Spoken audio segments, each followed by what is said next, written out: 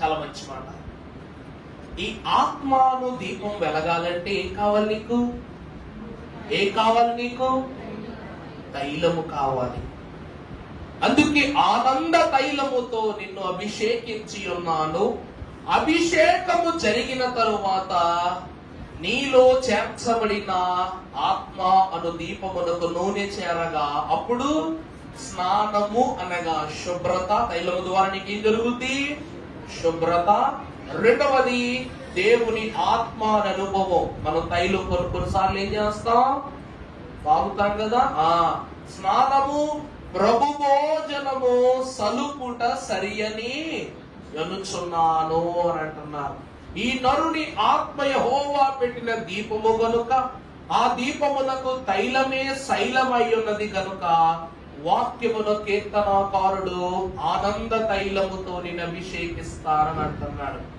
ఈరోజు 7 అభిషేకాల గురించి మీకు వాక్యంలో చెప్తాను. మొదటిది ప్రతిష్టాభిషేకము. నిర్గమాకాండం 40:15 చదువమ్మా. ఇప్పుడు చదువమ్మా.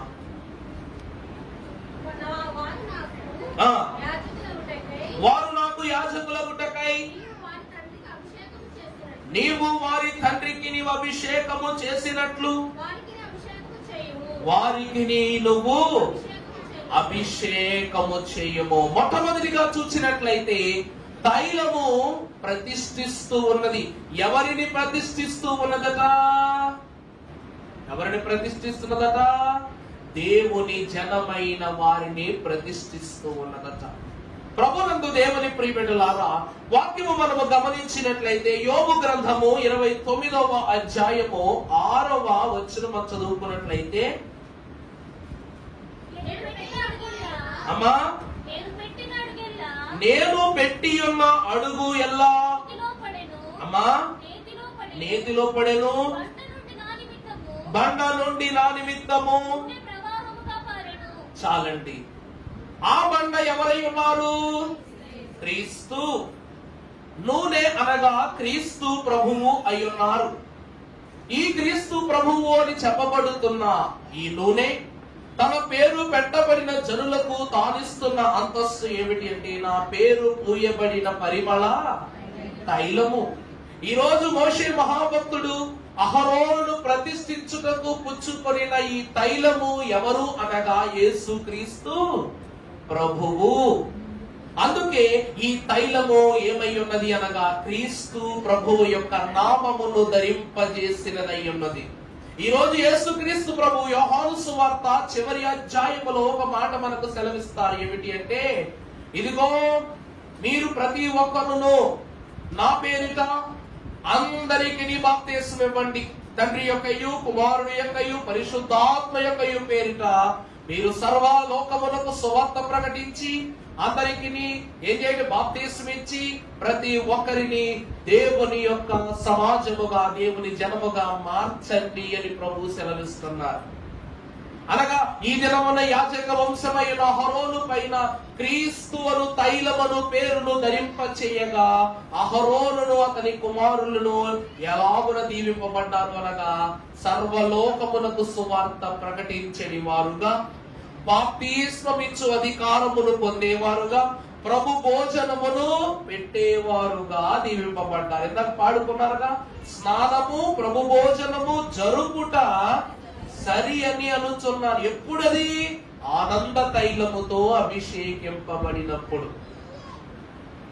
దేవుని యందు ప్రియబిడ్డలారా, ఇది ప్రతిష్ఠిస్తూ ఉంది. దేనిని అనగా దేవుని క్రమములను జరిగించే అంతస్తును ప్రతిష్ఠిస్తూ ఉంది. కొన్ని ఆలయములలో అభిషేకము కాకుండానే కొన్ని క్రమాలు జరిగించేస్తారు. అది చాలా తప్పు, చాలా తప్పది. కారణం ఏమిటంటే, అభిషేక అంతస్తు లేకుండా మాకు 3 అభిషేకాలు జరిగాయి. మొదటిది నిశ్చయత, అప్పుడు తైలం పోసారు. తర్వాత నిక్షేపణ, హస్త నిశ్చయత, హస్త నిక్షేపణ. తర్వాత 3వది అసలైన యాజక అభిషేకం. మొదట తెల్లటి బట్టలు ధరించుకున్నాం, వైట్ అండ్ వైట్. రెండవది నిక్షేపణలో వచ్చేసరికి white and white with in shirt with tie. అర్థమైందండి? వర్క్స్ పెరిగింది. 3వ అంతస్తులకు వచ్చేసరికి ప్రశస్త వస్త్రము.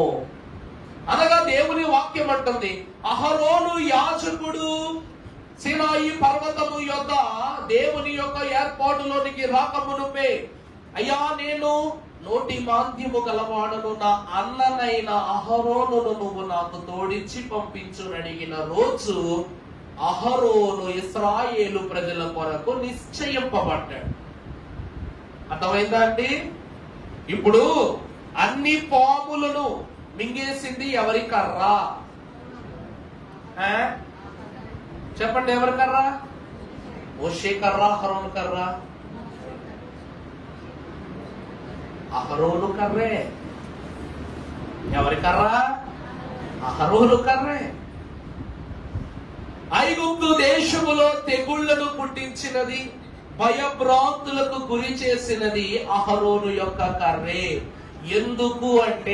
ఎందుకు ఈ మాట చెబుతున్నాను అంటే, ఐగుప్తు దేశము వైపు దేవుని ప్రకాశాన్ని ఉంచుటకు దేవుడు ఇష్టపడాల. అందుకే మీకు వాక్యంలో మనం చెప్పా, ఐగుప్తు రామశేషు నుండి సుక్కోతునకు వచ్చే వరకు, సుక్కోతు అనగా చెప్పండి పాక, ఆ తదుపరి యాతామోను సరిహద్దులకు వచ్చినప్పుడే దేవుడైన యెహోవా ఆకాశము మీదగా వచ్చి, ఆకాశము మీద మేఘస్తంభముగా అగ్ని స్తంభముగా వారి ఎదుట ఉండి వారిని నడిపినప్పటి నుండి మోషే కర్ర అద్భుతాలు చేయుటను ఆరంభించింది. అర్థమైందండి? అహరోను కర్ర సర్పముల అన్నిటి స్థితిని మింగివేసినట్లుగా మనం చూస్తున్నాం. అందుకే ప్రియ బిడ్డలారా, దేవుని వాక్యము సెలవిస్తూ ఉన్నది. పరిశుద్ధ లేఖన భాగములు మనము చదువుకున్నట్లయితే పరిశుద్ధులకు దేవుడు సెలవిస్తున్నారు. చదవమ్మా, యాకోబు పత్రిక 5వ అధ్యాయము 14వ వచనం చదవండి.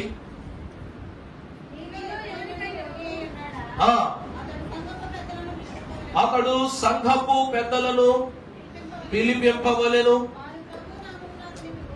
వారు ప్రభువు నామమున వారికి నూనె రాసి విశ్వాస సహితమైన ప్రార్థన.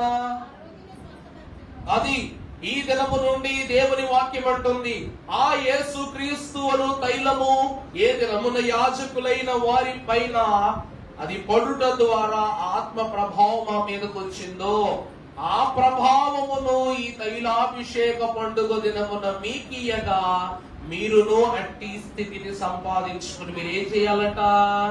ఎవరికైనా బలహీనత ఉన్నా, రోగము ఉన్నా వారి యొద్దకు వెళ్ళి ప్రభు పేరిట తైలము వ్రాసి ప్రార్థన చెయ్యాలి. ఇందాక చెప్పాను 4 విషయాలు. మొదటిది తైలము పూయుట. జకరియా గ్రంథము 4వ అధ్యాయం 14వ వచనం చదువుకున్నట్లయితే, అతడు యెహోవా ఎదుట వీరిరువురు నిలబడుచు తైలము పోయువారై ఉన్నారని. చాలండి ప్రభువునందు దేవుని ప్రియబిడ్డలారా, సంగమా, ఇక్కడ జకరియా గ్రంథములో దేవుని వాక్యము సుస్పష్టముగా చెప్తున్న మాట, వీళ్ళిద్దరూ పరలోకనాథుడై ఉన్న దేవుని ఎదుట తైలము పోయువారై ఉన్నారని సెలవిస్తున్నాడు. ఎవరు ఈ ఇద్దరు? ఎవరు ఈ ఇద్దరు చెప్పండి. నేనైతే దేవుని యొక్క రాజ్యములో, దేవుని సన్నిధిలో పచ్చని ఒలీవ చెట్టు వలె ఉన్నాను. మరి ఇక్కడ ఇద్దరు ఉన్నారు. ఎవరి ఇద్దరండి? మోషే, ఏలియాలు. ఎవరండి వీళ్ళిద్దరు? మోషే, ఏలియాలు. ఎందుకు వీరిరువురిని జకరియా గ్రంథములో ప్రస్తావన చేశారంటే, ప్రకటన గ్రంథములో మనం ఒక వచనాన్ని చూస్తాం. ఏమిటి? పరలోకములో 2 ఒలీవ చెట్లు ఉన్నట్లు మనం చూస్తామా లేదా? ప్రభువు సింహాసనము ఎదుట ఇరుప్రక్కల 2 ఒలీవ చెట్లు ఉన్నట్లు చూస్తున్నాం. వారెవరంట? మోషే, ఏలియాలైన వారు. వారే ఈ యొక్క ఇరువురుగా కనపరుస్తున్నారు. చదువు కంటిన్యూ చెయ్యమాట. చూడగా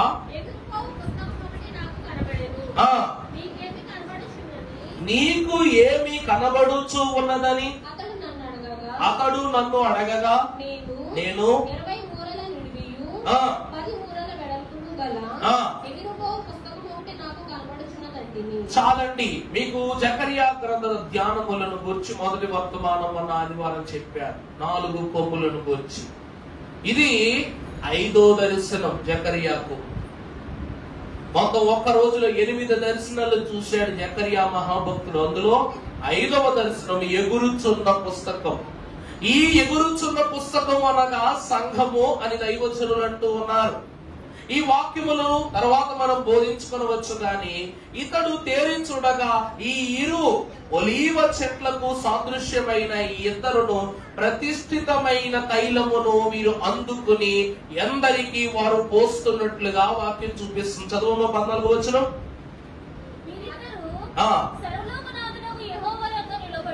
వీరు సర్వలోకనాథుడైన యెహోవా ఎదుట నిలువబడుచు తైలమును.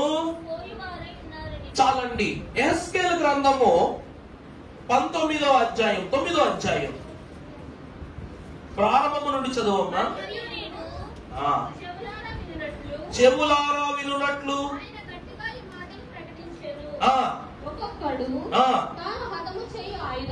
ఒక్కొక్కడు తాను హతము చేయు ఆయుధములను చేత పట్టుకుని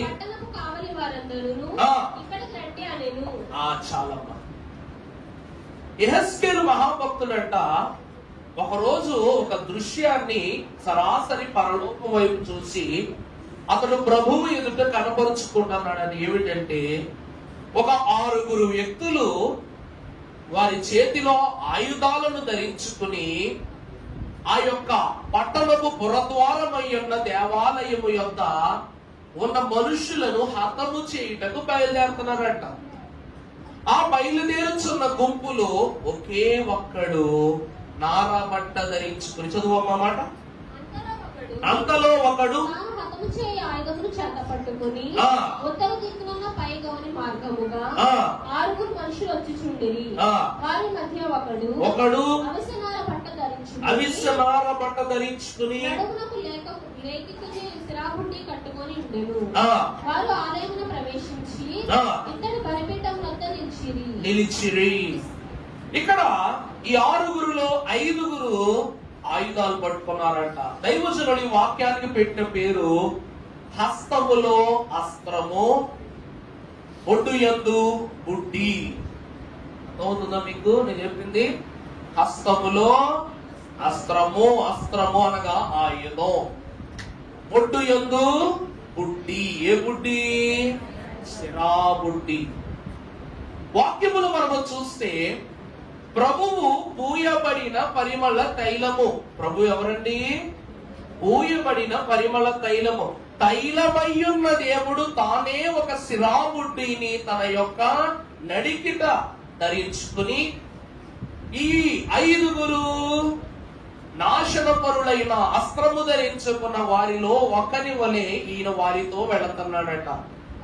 ఎవరైతే దేవునిని ఎరుగక దేవుని మందిరమునకు హీనునిగా కనబడుతూ ఉన్నారో వారిని ఏం చేయబోతున్నారు? వీళ్ళు చంపటానికి ఈ 5 అస్త్రాలను తీస్తే రక్షణ పొందుటకు ఎవరు సిద్ధమై ఉన్నారో వారికి ఈ సిరా బుడ్డి. సిరా అంటే ఏంటండి? సిరా అంటే ఏంటి అంటే, మేమైతే ఇంగ్లీష్ మీడియము మాకు ఇబ్బంది, మీరందరూ తెలుగు మీడియం వాళ్ళేగా పెద్దోళ్ళు. సిరా అంటే ఇంకు. ఈ సిరాబుడ్డిని తీసుకుని ఈ యొక్క నారబట్ట ధరించుకున్న ఈ యొక్క వ్యక్తి అందరి నుదిటి పైన ముద్ర వేసి వెళ్ళిపోతున్నాడంట. అంతేనమ్మా మాట? చదువు కంటిన్యూ చేయి. తానున్న కెరూబు పై నుండి దిగి మందిరపు గడప దగ్గరకు వచ్చి నిలిచి అవిసెనార పట్టు ధరించుకొని లేఖకుని శిరాబుడ్డి నడుమునకు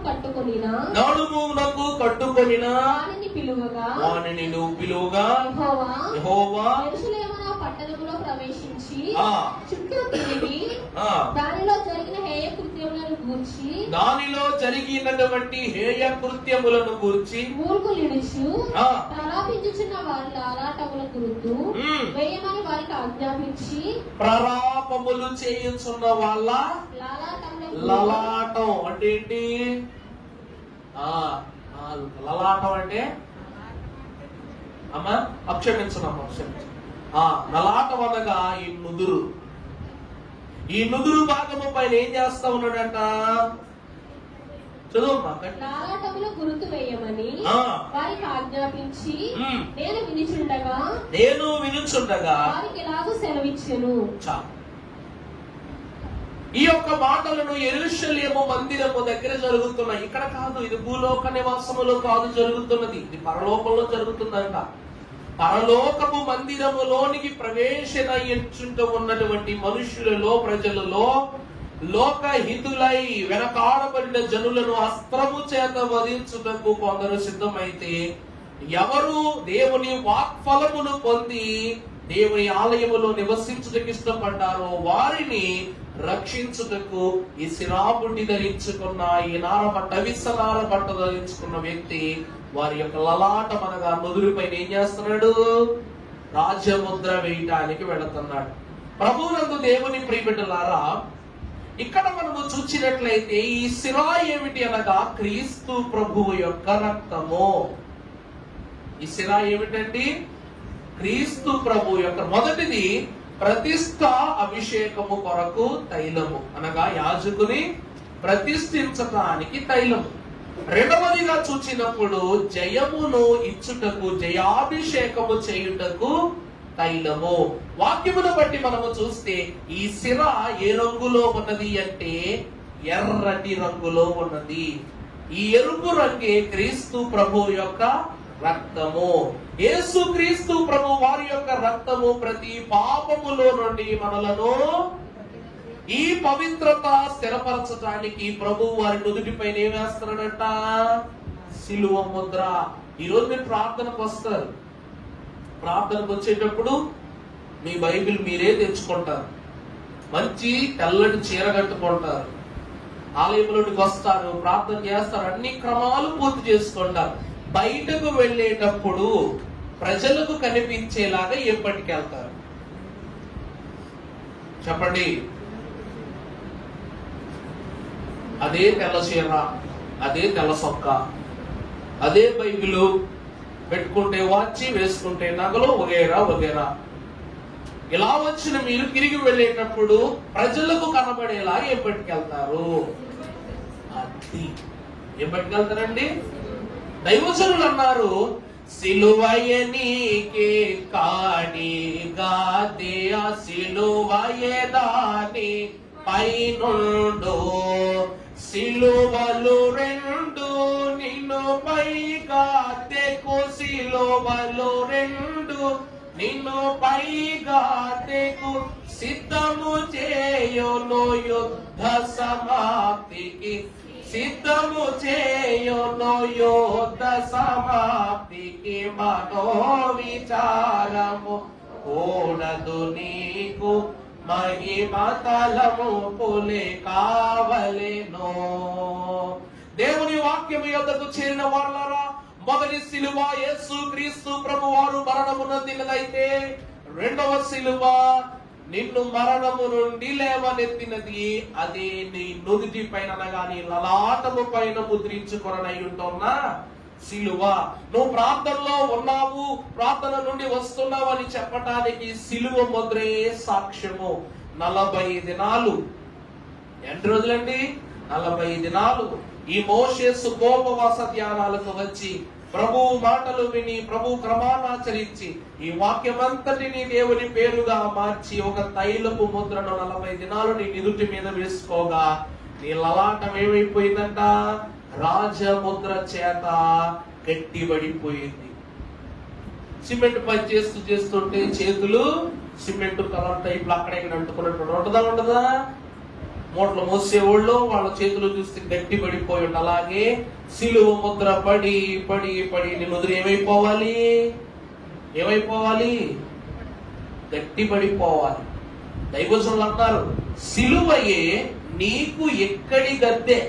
ఎక్కడా సిలువ? నీకు ఎక్కడ గద్దె? ఒక మాట చెప్పండి. వేసుకుంటావా సిలువకి? మెడ పైన, చేతి పైన, పైన కాళ్ళ పైన, ఏళ్ల పైన వేసుకుంటారా సిలువ గుర్తు? శిరస్సు మీద ఎందుకు వేసుకోవాలి నువ్వు సిలువ గుర్తు చెప్పండి?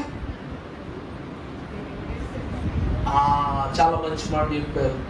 క్రీస్తు సంఘమునకు అది అందుకే సిలువయ్య నీకు ఇక్కడి గద్దె. ఆ సిలువయ్యే ఈ గద్దె పైనుండంట. అర్థమైందండి? దీనికి మెయిన్ భాగం అన్నమాట. ఇది ముఖద్వారం. నుదురు ఏమై ఉన్నది మనకి? ముఖద్వారం. మరి ఇప్పుడేం చూడండి, ఇది డోర్ అయితే ఈ రెండు కిటికీలు, కళ్ళు రెండు ఏమై ఉన్నాయి? కిటికీలు. మెయిన్ బొమ్మ రెండు కిటికీలు ఉంటాయి కదా, చాలా ఇళ్లలో చూస్తూ ఉంటాం. అలాగా ఈ కన్నులు అన్నిటినీ చూస్తాయి. ఈ యొక్క ద్వారము మాత్రం ముఖ్యమైన వాటిని ఆహ్వానిస్తాయి. దేవుడు జ్ఞానమునకు అనగా శిరస్సు నీ గద్దె. ఆ గద్దె, ఈ గద్దె అనగా ఈ సిలువలు రెండు. ప్రభు వేసిన సిలువ, ప్రభువు నీ నుదురు పైన వేసుకున్న సిలువ. ఈ సిలువలు రెండు నిన్ను పై గద్దెకు. ఏ గద్దె? ఏ గద్దె? ఇది వరకే పరలోకపు అమ్మా చెప్పండమ్మా, చరణం ఉంది కదా, ఇది వరకే పరలోకపు గద్దె అని ఉందిగా చరణం. అయితే మీరు ఎవరో పాటలు పాడతలేదు. చాలా సంతోషం. మీ అందరికీ మరణాత చెప్పండి, ఖచ్చితంగా చెప్పండి. సంతోషం. ఈ సిలువలు రెండు నిన్ను పై గద్దె అనగా పరలోకపు గద్దెకు చేర్చును. ఎప్పటికీ? యుద్ధ సమాప్తికి. ఏ యుద్ధ సమాప్తికి? గోగు మాగోగు యుద్ధ సమాప్తికి నిన్ను పరలోకానికి తీసుకుని వెళతాయి. అంటే సిలువ అనగా యెహెజ్కేలు గ్రంథములో సిరా ధరించుకున్న క్రీస్తు ప్రభువు నడుముకున్న ఈ రక్తపు సిరాను నింటి పైన ధరించుకున్న మనలను ప్రభువు జయాభిషేకము చేసి మన మరణ ఛాయను తప్పించి మనకు జయమిచ్చి ఏం చేస్తున్నారు? పై గద్దెకు చేరుస్తున్నారు. రెండవది జయాభిషేకము. అందుకే యేసుక్రీస్తు ప్రభు పొందిన జయమే ఎల్లవారి కవును, కోరిన ఎల్లవారి కవును, వేడిన ఎల్లవారి కవును, నమ్మిన యేసు పేరిని చిక్కుల పైన వేసుకున్న జయము, జయమని వ్రాసుకున్న జయము. అర్థమైందా? వేసి ఇందాక తైలము వేయుట, రెండవది తైలము వ్రాయుట చెప్పానా? వేసికొన్న జయము, వ్రాసుకున్న జయము, సద్విలాస్. అర్థమైందా? రెండో మాట తైలము జయాన్ని ఇస్తుంది. అందుకే అయినా నేను ఇంటర్వ్యూకి వెళ్తున్నాను ప్రభువా, ఉద్యోగం అడిగే ప్రతి ప్రశ్నకు మంచి సమాధానం చెప్పాలి. యేసు రక్తమే జయం, సిలువ రక్తమే జయం, కలువ రక్తమే. పరీక్షకి వెళ్ళినప్పుడు అంతే, ఏదైనా మంచి పని చేయడానికి వెళ్ళినప్పుడు అంతే. ఎవరో కొట్టడానికి వెళ్తున్నాం సిలుగుతులు వేసుకో దయచేసి, ప్రభు కోపడతారు. రెండవది జయాభిషేకం. మూడవది చూసినట్లయితే సమూయేలు మొదటి గ్రంథం 16:13 త్వరపడతారు. సమూయేలు తైలము కొమ్ముని తీసి వాని సహోదరుల ఎదుట వానికి అభిషేకము చేసెను. నాటి నుండి యెహోవా ఆత్మ దావీదు మీదికి బలముగా వచ్చెను. తరువాత సమూయేలు లేచి రామాకు వెళ్ళిపోయెను. చాలండి. ప్రభునందు దేవుని ప్రియబిడ్డలారా, మూడవది దావీదు మహాభక్తుని యొక్క శిరస్సు పైన తైలపు కొమ్ములో నుండి దిగి వచ్చిన దేవుని ఆత్మ. అసలు నిజముగా కొమ్ముకింత శక్తి ఉంటదా? దేవుని ఆత్మనే భద్రపరుచుకునేంత శక్తి ఉంటదా? అసలు కొమ్ము దేనికి సూచన? మనం చెప్పాను కొమ్ముల గురించి.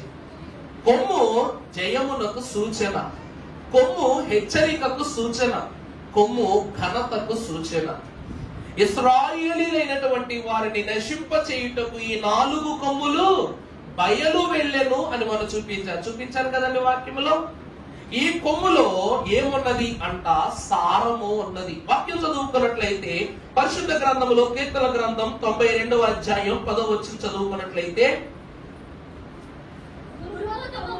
గొర్రుపోతు కొమ్ము వలె నీవు నా కొమ్ము పైకెత్తి అనగా గొర్రుపోతుకు కొమ్మే ఘనత. అర్థమైందండి? గొర్రుపోతుకి ఏమిటి ఘనత? ఒకసారి ఆ కొమ్ములు రెండు తీసేసి గొర్రుపోతును ఊహించుకోనండి మీరు. దాని బలము, దాని యొక్క ఘనత, దాని యొక్క శక్తి అంతా ఎందుకు విడిపోద్ది? ఈ కొమ్ములలోనే. అలాగనే నీ కొమ్ము పైకెత్తుటనగా నీ ఘనతను ఎత్తి చూపుట. తరువాత క్రొత్త తైలముతో నేను అంటబడి తిని. ప్రభువునందు దేవుని ప్రియబిడ్డలారా, తైలపు కొమ్ము ఘనతకు గుర్తు. ఈ ఘనతకు గుర్తయిన తైలపు కొమ్ము తీసుకొని దావీదు యొద్దకు వెళ్ళటానికి ముందు సమూయేలు బాధపడిపోతున్నాడంట. ఎందుకంటే నేనేమో సౌలును రాజుగా అభిషేకించాను, ఆయనేమో దేవునికి అపకీర్తి తెచ్చిపెట్టాడు, నా అభిషేకానికి విలువ లేకుండా చేశాడని చేతులలో బాదుకుంటూ తిరుగుతున్నాడంట పాప బాధతో. అప్పుడు ప్రభు అంటున్నారంట, సమూయేలు ఎందుకు టెన్షన్ పడిపోతున్నావు? ఎందుకు నీవు తగ్గించుకుంటున్నావు, వేదన పడుతున్నావు? లే, పైకి వెళ్ళు. నీ తైలపు కొమ్మును తీసుకుని దానికి తైలముతో నింపి నేను చెప్పుచున్నటువంటి స్థలములకు వెళ్ళి అక్కడ యెషయి కుమారుడు, బెత్లెహేము వాసుడైన యెషయి యొక్క కుమారులలో శ్రేష్ఠుడై ఉన్న ఒకరికి నువ్వు ఈ అభిషేకాన్ని జరిగించు అని చెప్పాడు. అర్థమైందాన్ని? మొదటి దినమున సౌలు మహాభక్తునికి అనగా సౌలు మహారాజుకి దేవుడు అభిషేకము జరిగించగా అతడు దుర్నీతి పరుడుగా దేవుని యొక్క స్థితిలో సాగక చెడు మార్గములను అనుసరించడాన్ని బట్టి దేవునికి ఎంతో భారం తెప్పించారని బాధపడుతున్న సమూయేలు మనస్సును నిదానపరచి దావీదును అభిషేకించుటకు తన తైలపు కొమ్మును అనగా తన ఘనతను తీసుకుని బయలుదేరమన్నాడు. అక్కడికి వెళ్లి దావీదును మోకరింపజేసి తన యొక్క తైలపు కొమ్ము మూతను తీయగానే వెంటనే ఏమైందంట?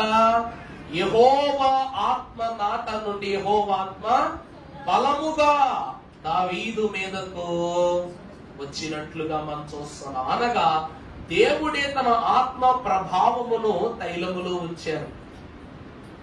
అందుకే దేవుని ప్రియబిడ్డలారా, నా పేరు పూయబడిన తైలమును ప్రభు ఎందుకు అంటున్నారంటే ఇందులోకి ఆతదుపరి దావీదు మహాభక్తుని పైన దేవుని ఆత్మ సంచారము చేయగా అతనికి దేవుడు ఆత్మశక్తినిచ్చాడు. అందుకే దావీదు ఏమంటాడు?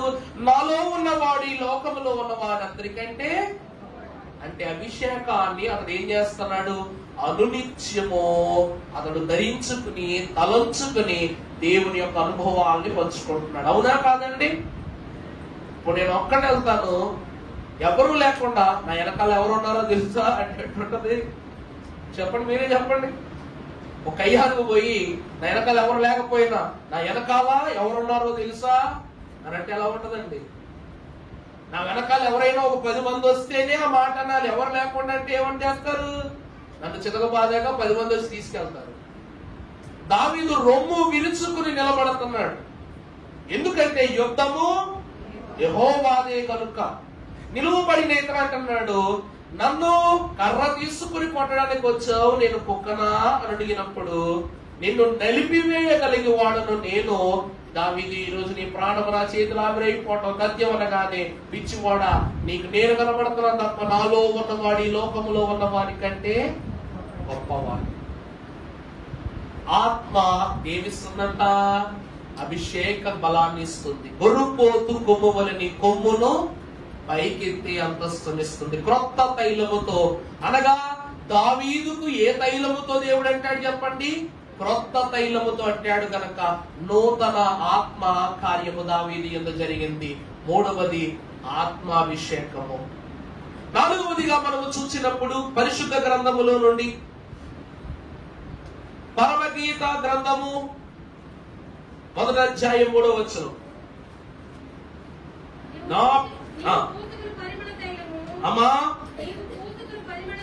నీవు పూసుకొను పరిమళ తైలము సువాసన గలది, నీ పేరు పూయబడిన సమానము. కన్యకలు నిన్ను ప్రేమించుదురు, నన్ను ఆకర్షించుము. మేము నీ యొద్దకు, ప్రభువునందు దేవుని ప్రియమిడులారా వాక్యం అంటుంది, నా పేరు పూయబడిన పరిమళ తైలము అంటూ ఉంది. మూడవది సుగంధ అభిషేకము. సుగంధ తైలము కన్నా మంచి పేరు చెప్పండి మేలు. నీకు మంచి పేరును ఇచ్చున్నది ఏమిటి అనగా సుగంధ. అందుకే ఆనంద తైల సుగంధాభిషేకము అని పాడుకుంటాం తెలుసా? ఓ సంగమా సర్వాంగమా పరలోక రాజ్య ప్రతిబింబమా. మరొక మాట మనకు దైవజనుడు తెలియజేస్తూ మనము యేసునామ స్మరణ చేయండి అనేటువంటి కీర్తనలో 10వ చరణం మనం ఒకసారి పాడుకున్నట్లయితే ప్రియులారా, అక్కడ అద్భుతమైన మాటను ప్రభు మనకు సెలవిస్తున్నారు. నామ ప్రార్థన చేయుచుండండి రక్షకుని కొన్న నామ ప్రార్థన చేయుచుండండి. యేసు అనగా రక్షకుడు ఎవరినైనను రక్షించును. క్రీస్తు అనగా నియమితుడు కేవలము ఏర్పాటు పురుషుడు. దేవుడొకడే క్రీస్తు ఒకడే దేవుని గ్రంథంబునొకటే. సంఘమొకటే ఐక్యమొకటే సత్య సిద్ధాంతమును ఒకటే. మహిమ జీవనమొకటే మోక్ష మందిరమును ఒకటే. ఆమేన్. యేసునామ స్మరణ చేయండి ప్రియులార క్రీస్తు యేసునామ స్మరణ చేయండి. 4వ అంతస్తు సుగంధ అభిషేకము. ఎందుకంటే యేసు అనగా రక్షకుడు, క్రీస్తు అనగా పాటలో నియమితుండు అనగా నియమింపబడిన వారు, ఏర్పరచబడిన వారు. ఈ ఏర్పరచబడినటువంటి వారి యొక్క శరీరములో నుండి ఒక సువాసనలు వెదజల్లుతాయి. పరమ గీత గ్రంథములో ప్రభువు ఎక్కడ చూసినా నా ప్రియురాల సుందరవతి అనే మాటను మనము చాలా ప్రత్యేకంగా చూస్తాం. మన ప్రభు ఎవరండి? ధవళవర్ణుడు, రత్నవర్ణుడు. 10,000 మంది పురుషులనైనను ఆయన గుర్తించగల గొప్ప సౌందర్యశీలుడై ఉన్నారు ప్రభువు. అట్టి ప్రభువయ్యున్న రాజయ్యున్న దేవుని ప్రక్కన వివాహములో విందు అనగా విందుశాలలో ఆయనతో కూర్చొనబోవు మనము ఎలా ఉండాలో చెప్పండి. అసలు రాజు దగ్గర ఎలాంటి పర్ఫ్యూమ్ స్మెల్ వస్తుంది? ఇప్పుడు మీరే చూద్దాం. ఇప్పుడు మీరు కలెక్టర్ కలవడానికి వెళ్ళారండి. ఒక కలెక్టర్ కలవడానికి వెళ్ళారు. కలెక్టర్ ఆఫీస్ లో ఏ స్మెల్ వస్తుందో చూడండి. కలెక్టర్ రూమ్ లోకి వెళ్ళగానే ఏ స్మెల్ వస్తుంది? అన్నమాట అర్థమవుతుందా? ఎమ్మెల్యే ఆఫీస్కి వెళ్ళారనుకుందాం, బయట బోళ్ళ మంది జనం ఉంటారు, వాళ్ళ మధ్యలో మీరు ఒక్కరు. కానీ ఎమ్మెల్యే క్యాబిన్ లోకి వెళ్ళగానే గమనించారు ఎప్పుడైనా? కొన్ని వాతావరణాలు చేంజ్ అయినట్టు మీ దేహం ఏదో కొత్త ఒక స్మెల్ ని ఫేస్ చేయటం ఎప్పుడైనా ఆలోచించారండి? పోనీ ఇదంతా ఎందుకు? మన మిషన్ అధినాయకులు కిరణ్ బాబాయ్ గారు అపాయింట్మెంట్ తీసుకుని అయ్యగారు వాళ్ళ పని చెప్పడానికి అయ్యగారి దగ్గరికి వెళ్ళినప్పుడు అయ్యగారి గదిలోకి వెళ్ళగానే ఒక స్మెల్ వచ్చింది అనమాట, ఒక పర్ఫ్యూమ్ స్మెల్ వస్తుంది అనమాట. చాలాసేపు అక్కడే ఉండిపోతాం. మన గృహాలు కూడా, ప్రతి ఒక్కరి గృహములో నుండి కూడా మనం వాడే పర్ఫ్యూమ్స్ ను బట్టు లేకపోతే రూమ్ స్ప్రేస్ ను బట్టు మన ఇల్లు కూడా కొన్ని సువాసనలు వస్తాయి. ఏసీ రూముల్లో వాడతారు ఎక్కువ. ఈ రోజు మరి నువ్వు దేవునితో విందుశాలలో కూర్చున్నపో వధువు. మనం పాడుకుంటాం, విందుకు నన్ను తోడుకొని వెళ్ళును, యేసు విందుకు నన్ను ఎత్తుకొని వెళ్ళును. అప్పుడు ఎత్తుకుని వెళ్ళిన వధువు గురించి ప్రభు అంటున్నారు, విందులో నాదు సుగంధము వ్యాపించి ఇందు నందైన క్రీస్తు అందేయుండును చాలు. ఆ దినమున మగ్దలేని మరియా తన యొక్క తైలమును తీసుకుని వచ్చనగా సుగంధ ద్రవ్యములతో కూడినటువంటి అత్తరును తీసుకొని వచ్చి ప్రభువును పేరు కలిగిన ఆయన పాదముల యొద్ద వేసి ఆమె కురులతో ప్రభువు పాదమును తుడిచినప్పుడు తైలమై ఉన్న ప్రభువులు తన అత్తరు ఏకమై ఆ స్థలమంతయు ఏమైందంట? సుగంధ సువాసనలతో నిండిపోయింది. అందుకే ప్రభువు నీకు ఆ దినమున నీలో ఉన్న చెడు అనేటువంటి దుర్వాసనను తొలగించి ప్రభు నీకు ఏమిస్తున్నాడు? సుగంధ ద్రవ్యములు. అందుకే తైలంలో ఏం కలుపుతున్నావు? ఇజ్రాయెల్ గారు తెచ్చారా సెంటు? తెచ్చారట, కొంచెం మంచి సెంట్ ఇవ్వండి, లేకపోతే ఒప్పుకో మేము వస్త్రం పాత కుదర పెట్టేస్తే కుదరదు. ఆ తైలము పడగా దగ్గరగా రేపటి మధ్యాహ్నానికో సాయంకాలం వరకు ఆ మీద నుండి అత్తరు సువాసన మన మీద నుండి పోదు. సుగంధ అభిషేకము. అందుకే సుగంధ తైలము కన్నా మంచి పేరు చాలా బాగుంది. ఇది 4వ అంతస్తు. తర్వాత మనం చూసినట్లయితే 133వ దావీదు కీర్తన 1వ అధ్యాయము 1వ వచనం.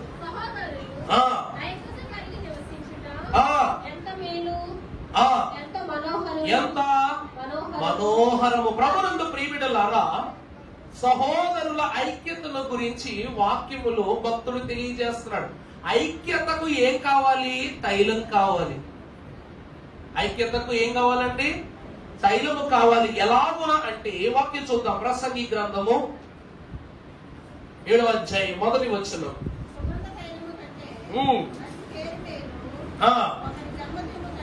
ఒకని జన్మదినము కంటే చాలు. ప్రభునందు ప్రియబిడ్డలారా, మంచి పేరు రావాలి అంటే మంచి కుటుంబముగా ఉండాలి. మంచి పేరు రావాలంటే ఏమై ఉండాలండి? మంచి కుటుంబంగా ఉండాలి. ఈ మంచి కుటుంబముగా ఉండాలంటే ఐక్యత ఉండాలి. ఈ ఐక్యత కొరకు ఏం కావాలి? మీకు అర్థమయ్యేలా చెప్తా. దీపం బొడ్డు తీసుకోండి, ఒత్తు పెట్టండి, వెలిగించండి. వెలుగుద్దా? మరి దీపానికి ఒత్తికి మధ్యలో ఏం కావాలి? ఈ ఒత్తిని, ఈ దీపము యొక్క ఆ యొక్క సాధారణ చెప్పేదైతే ఉందో దీపము చెప్ప, దాంట్లో ఆ తైలము పెట్టి, ఆ యొక్క ఒత్తి పెట్టి తైలము వేసి ఈ ఇరువిటిని అది ఏం చేస్తుందంటే ఐక్యం చేస్తుందని చేసి, అప్పుడు యెహోవా పెట్టిన దీపమయ్యున్న ఆత్మను వారి మధ్యలో వెలిగింప చేస్తుంది. మనము చూస్తే ఇక్కడ సుగంధ తైలము కంటే మంచి పేరు మేలని వాక్యం అంటుంది. ప్రకటన గ్రంథము 2వ అధ్యాయము 17వ వచనం మనం చదువుకున్నప్పుడు, అమ్మా మీరు నీళ్లు లేని బావులను పెనుగాలికి కొట్టుకొని పోవు మేఘములను అయి ఉన్నారు. వీరి కొరకు గాఢాంతక. అమ్మా 2:17 ప్రకటన. అదే నాకు డౌట్ అవుతుంది. నాడి చదివేత్రా నేను కూడా. చెవి గలవాడు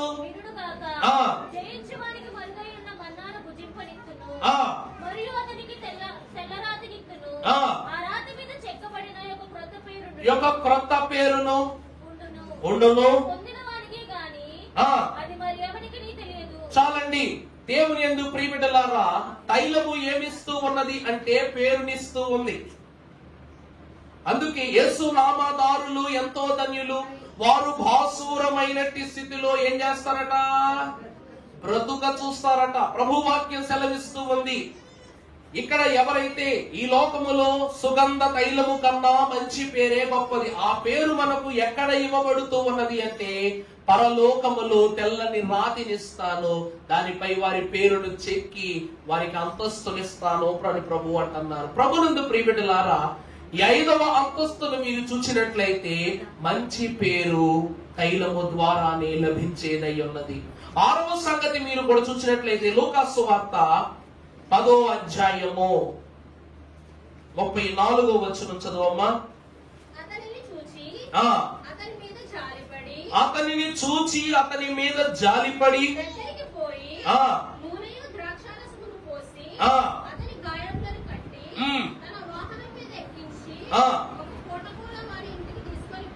ఒక పూట కూల వాని ఇంటికి తీసుకుని పోయి అతనిని. చాలండి. ప్రభునందు ప్రియులారా, ఈ అంతస్తును మనము చూస్తే నియమింపబడటం, ఈ వాక్యాన్ని మనము చూసినట్లయితే నియమింపబడటం. ఈ రోజు యేసుక్రీస్తు ప్రభు వారు తైలమును గురించి చెప్పిన ఎన్నో ఉపమానాలలో మనకు బాగా ఇష్టమైన ఉపమానం ఏ ఉపమానం చెప్పండి? నూనెకు సంబంధించిన ఉపమానాల్లో మనకు బాగా ఇష్టమైన ఉపమానం ఏమండి? బుద్ధి కలిగిన కన్యకల యొక్క ఉపమానం. తైలము ఎన్నికకు గుర్తు. తైలము దేనికండి? ఎన్నికకు అనగా ఏర్పాటుకు గుర్తు. మనము చదువుకున్నట్లయితే వాక్యములు మత్తయి సువార్త 25లో ఆ యొక్క ఉపమానాలు చూపిస్తున్నప్పుడు వీరందరూ నట పోని మనమే బుద్ధిగల కన్యకలు ఈ రోజు ప్రభు యొక్క సన్నిధికి వచ్చాం. ఈ రోజు తైలాభిషేక పండుగ కదా, త్వరగా అన్ని పనులు చక్కబెట్టుకొని ప్రారంభ ప్రార్థన కల్లా ఆలయములో నేను ఉండాలని ఆశపడింది ఎంతమంది? ఒకసారి చెయ్యరా ప్లీజ్. ఆశపడిందండి అంటే మీరు ఎవరు ఆశపడలేదా? అంటే 12 గంటలకు వద్దాం ఫిక్స్ అయిపోయింది. మరి చెప్పరే, కరెక్ట్ గా ప్రారంభ ప్రార్థన కల్లా నేను ఆలయంలో ఉండాలని ఆశపడింది ఎంతమంది? చేతులు ఎత్తండి. మీరు చేతులు ఎత్తే దాన్ని బట్టే ఉంటది. చాలా సంతోషం. మేము పురుషులు, మేము వెనకలో కోటలు మావాళ్ళు. సరే, ఆశపడినట్లుగా సమయానికి లేచింది ఎంతమంది? నిద్ర లేచిందండి, వచ్చింది కాదు. నిద్ర లేచింది ఎంతమంది? అన్ని పనులు చక్క పెట్టుకుంది ఎంతమంది? ఒక్కో చెయ్యి దిగిపోతుంది. అన్ని చక్కపరుచుకున్న తరువాత మీ దుస్తులను, మీ యొక్క శుభ్రతలన్నీ పరిపూర్తి చేసుకుని ఆలయములోనికి వచ్చింది ఎంతమంది? ఏంటి పారపాత్రకు వచ్చేసిన వాళ్ళు అంటున్నాను నేను. గట్టిగా వెళ్తాను ప్రారంభ బలంగా వెళ్తానమ్మా ఈసారైనా ధైర్యంగా. 1 ప్రారంభకు వచ్చిన వాళ్ళు 1 నెక్స్ట్ 2 ఎటు ఒకళ్ళు ఇద్దరు తీసుకున్నారు. 3 4 5 6 నువ్వు కూడానా కన్యకులకు వచ్చాం కదా ఇగర అంట నీవే 5. ఓ బుద్ధి కలగని కన్యకల్లో 5 ఇక్కడే ఉంటారైతే చాలా సంతోషం. అలాగే ఈ బుద్ధి కలిగిన కన్యకలు కూడా వారు పెండ్లి కుమారుని ఎదుర్కొనుటకు సిద్ధపడింది ఎంతమంది? ఓకే, సిద్ధపడిన ప్రకారము సిద్ధలలో నూనె నింపుకొనినది ఎంతమంది? బాగా ఆలోచించండి. 10 మంది నింపుకొని ఉన్నారు. ఎవరి కాగడాలు వెలుగుతూ ఉన్నాయి? ఎంతమంది వెలుగుతున్నాయండి? 10 మంది కాగడాలు వెలుగుతున్నాయి. ఎంతమంది దగ్గర నూనె ఉంది? 10 మంది దగ్గర నూనె ఉంది. వెలుగుతున్నాయని మీరే చెప్పారు, నూనె లేకుండా వెలుగుతాయి. ఎవరి దగ్గర అవసరమునకు మించిన దానికన్నా నూనె ఉంది? ఇది ప్రశ్నకు తగ్గ సమాధానం. మీ వలే 10 మంది సిద్ధపడ్డారు. మీ వల్లే 10 మంది కూడా వారి కాగడాలు వెలిగించుకున్నారు. వారు 10 మంది వారి యొక్క తైలము నింపుకున్నారు. కానీ పెండ్లి కుమారుడు ఎదుర్కొనే విషయంలో వారి యొక్క దీపము ఆరకుండగా కావలసిన దానికన్నా మిన్నైన నూనెను దాచి భద్రపరుచుకున్నది 5. వాక్యం ఏమి చెప్తున్నదంటే ఏర్పాటు కొరకు తైలం కావాలి. ఈ రోజు మిమ్మల్ని సిలువు గుర్తు వేయించుకోమని బైబిల్ విషయంలో ఎందుకంటారో తెలుసా? అసలు కిరణ్ బాబయ్య గారు ఈ తైలం స్ప్రే కొట్టడం ఎందుకు ఆపించారో తెలుసా? ఈ నుదుటి పైన ముద్ర వేసి వేసి వేసి మీ యొక్క నుదురు ఏమైపోవాలి? సిలువు ముద్ర అయిపోవాలి. పెండ్లి కుమారుడు మిమ్మల్ని ఎదుర్కొనడానికి వచ్చినప్పుడు మీరు కనబడరు. ఎవరు కనబడతారు? మీ నుదిటి పైన ఉన్న రాజముద్ర. ఎలాగైతే నిర్గమాకాండ ధ్యానాలను చదువుకున్నప్పుడు హిస్సోపుతో మీరు ఆ యొక్క పొట్టేళ్ల రక్తమును మీ గడపల పైన ముద్రించండి. అప్పుడు ప్రభువు ఈ ప్రతి గృహాన్ని పరిశీలన చేస్తారు. ఆ రోజు ఎవరి గృహము పైన ఈ ముద్ర ఉండదో వారి పైకి తెగుళ్ళు వస్తాయి. ఎవరి మీద ఈ ముద్ర ఉంటుందో వారు రక్షింపబడతారని వాక్యం అంటారు. అనగా ప్రభువు పెండ్లి కుమారుడు ప్రభువు రాగానే ఎవరు సిలువ గద్దెను తన శిరస్సు పైన స్థాపన చేస్తారో వారే దేవుని చేత ఏమవుతారంట? కొనిపోబడతారు. అందుకే నీళ్లలో చేతులు పెట్టి ఎక్కువసేపు ఉంచితే ఏమైపోతాయి? చేతులు మెత్తగా అయిపోతాయి. చూసారా? అలాగే తైలము వ్రాసి వ్రాసి నీ వేలేమైపోవాలంట? జిడ్డుదనం అయిపోవాలి. నీ శిరస్సు గట్టిపడిపోవాలి. ఇదే దైవ వాక్యము సెలవిస్తూ ఉన్నది. ప్రభు అంటున్నటువంటి గొప్ప మాట ఏమిటంటే ఈ యొక్క బుద్ధి కలిగిన కన్యకలు ప్రభువు వారి యొద్దకు వచ్చి వారిని కొనిపోయేంత పర్యాంతము వారి దగ్గర ఏమీ తగ్గలేదు, నూనె తగ్గల. అందుకే నూనె ఎన్నికకు లేక ఏర్పాటుకు గుర్తు. ఇక చివరి మాట చెప్పి నా వాక్యాన్ని ముగిస్తాను. పరిశుద్ధ గ్రంథములో నుండి 132వ దావీదు కీర్తన 8వ వచనం.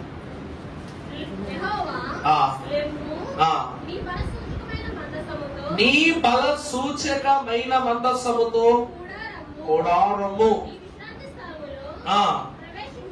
నీ విశ్రాంతి స్థలములో. ఇప్పుడు నిర్గమాకాండం 40వ అధ్యాయం 9వ వచనం చదవమ్మా. మరియు నీవు అభిషేక తైలమును తీసుకుని మందిరమునకు దానిలో ఉన్న సమస్తమునకును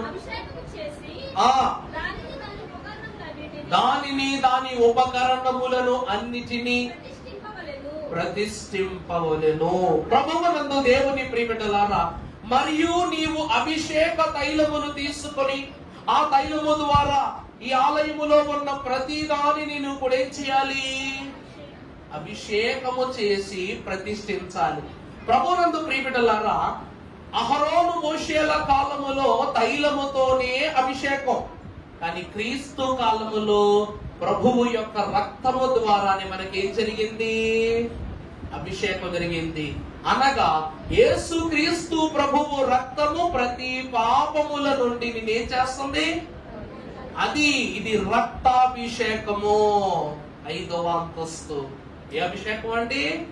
క్రీస్తు రక్తము పవిత్రతనిచ్చుటకే. అందుకే సర్వలోక పాప పరిహారార్థం రక్తము ప్రోక్షణము అవశ్యం.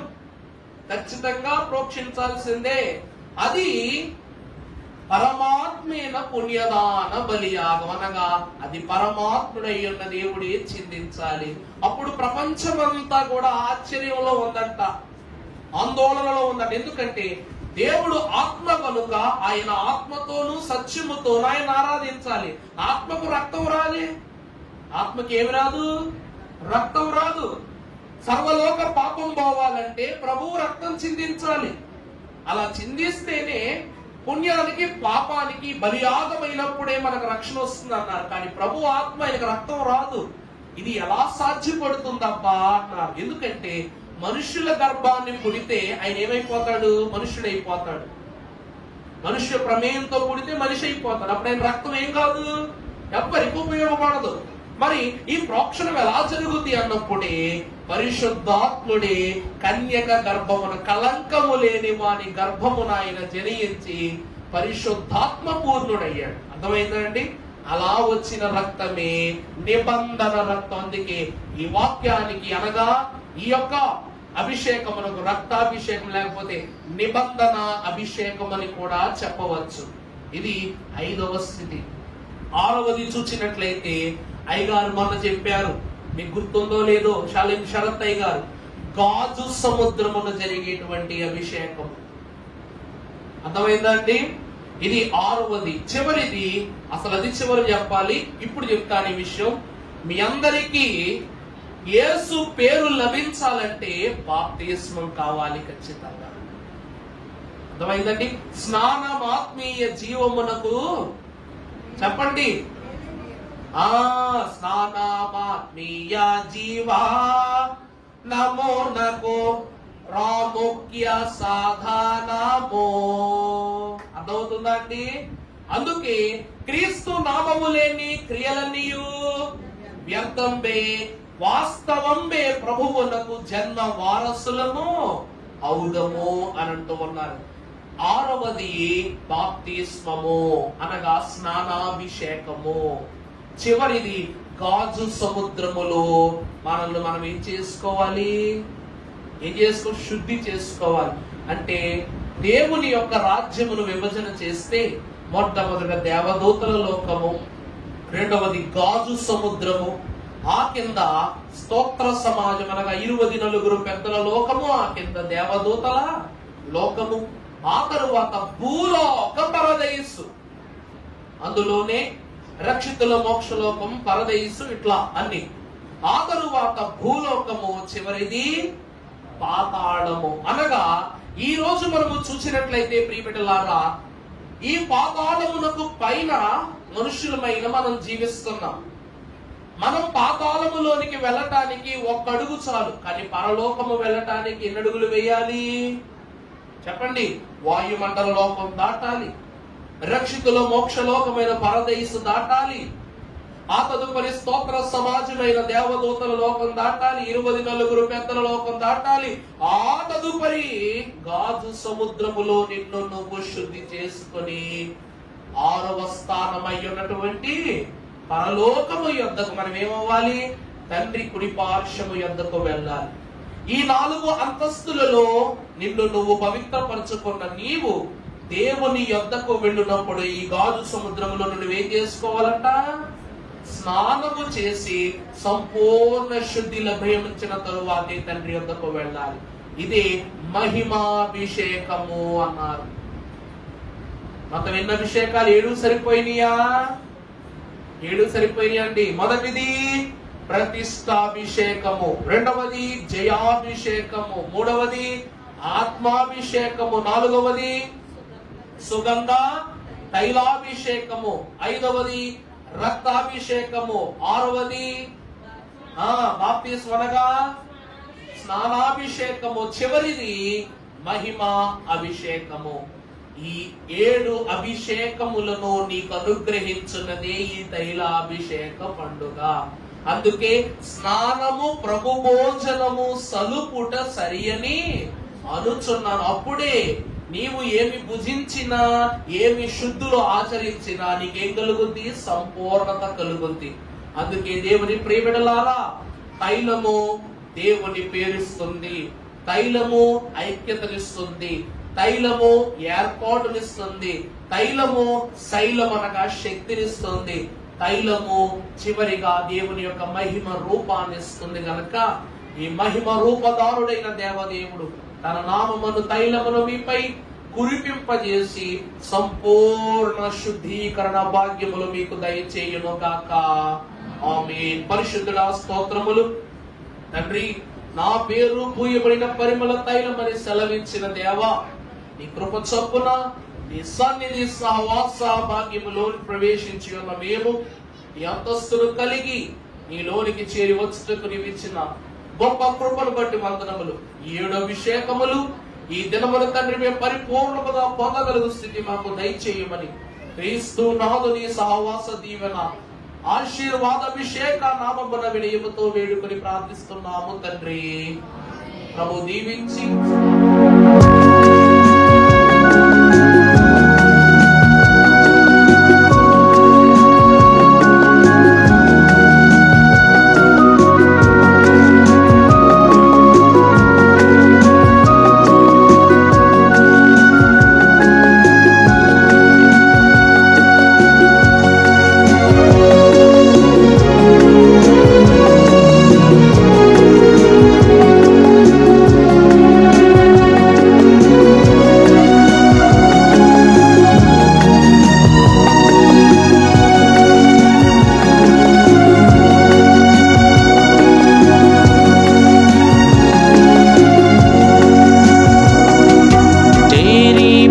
చూచుండేమయ్యా,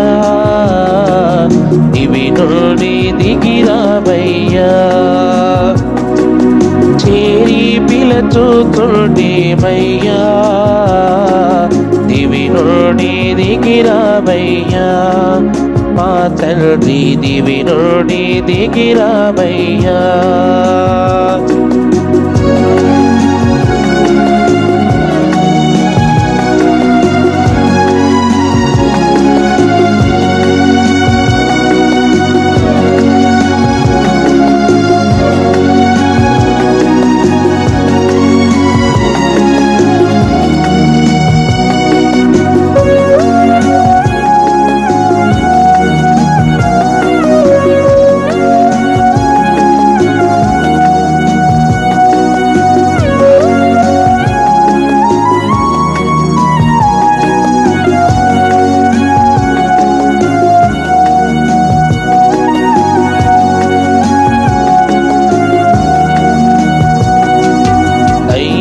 అభిషేకంబుగా వెళ్తినాము, యేసయ్య పేర ప్రార్థించినాము.